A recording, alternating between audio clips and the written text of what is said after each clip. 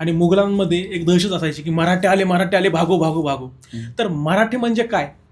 कारण की समाजामध्ये ना आज एक थोडाफार एक संभ्रम वाटतो कुठेतरी. आज आपला समाज जाती जातीमध्ये वाटला गेला आहे, विखुरला गेला आहे. तर मग मराठा म्हणजे काय? हो का? ह्या प्रश्नाचं उत्तर खूप सुंदर देऊ का तुम्हाला? मराठा म्हणजे प्रांतवाचक शब्द आहे. जातीभेद न करता रामकृष्ण हरीचा जप करून विठ्ठलाच्या पायापर्यंत जाणारा मराठा आहे. आणि जातीभेद न करता ह्या मातीमध्ये रक्त पेरणारा आणि छत्रपती शिवाजी महाराजांचा भगवा उभारणारा माणूस म्हणजे मराठा. हेच मराठ्याची हीच व्याख्या आहे. म्हणजे भक्त प्रल्हादाला जसं रक्षिले नरसिंहानी, त्याच पद्धतीने आमचा विठोबा राय आहे, हे त्याच्याकडं पाहण्याचा दृष्टिकोन आहे. म्हणून म्हटलं की रामकृष्ण हरी हा मंत्र जिभेवर घेऊन जातीभेद न करता विठ्ठलाच्या पायाला हात लावणारा आमचा मराठा आहे.